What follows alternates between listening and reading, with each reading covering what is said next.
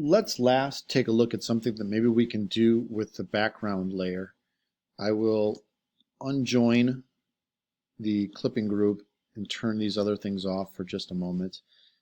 With the photo selected, I will come to Layer Styles, this little FX icon, go to Gradient Overlay,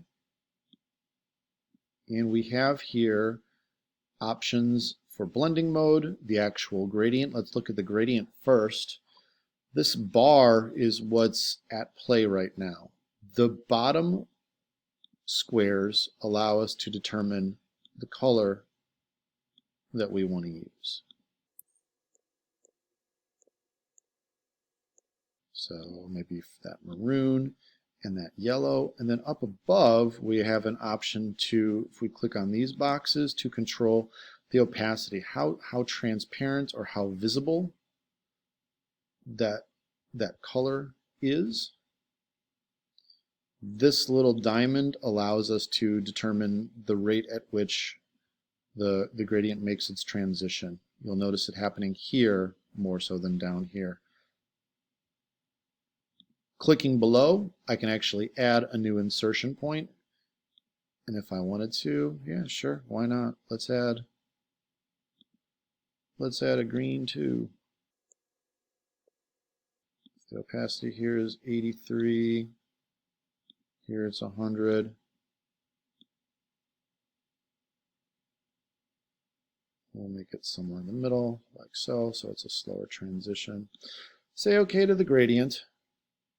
We're going to keep it as linear, and then the angle here determines the transition from light to dark. So maybe I'll choose something that contrasts this progression, and I'll go perpendicular to the lines of the pencils and maybe do something like that.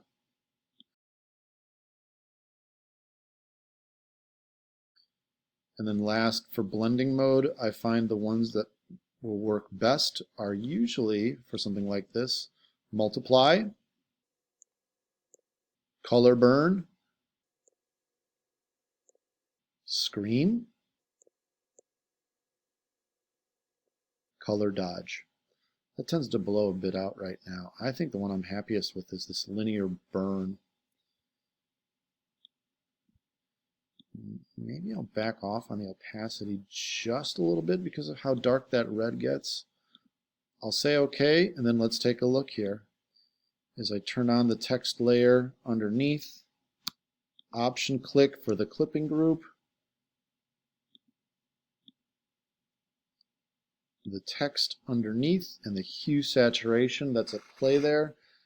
The greens are maybe different enough that I'm okay with it. This still allows me to come back into here that with the hue saturation if I wanted to try a different range of colors now.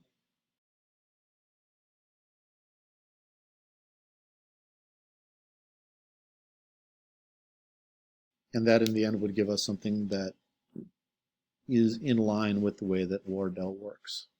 I hope these videos helped. Thanks for watching.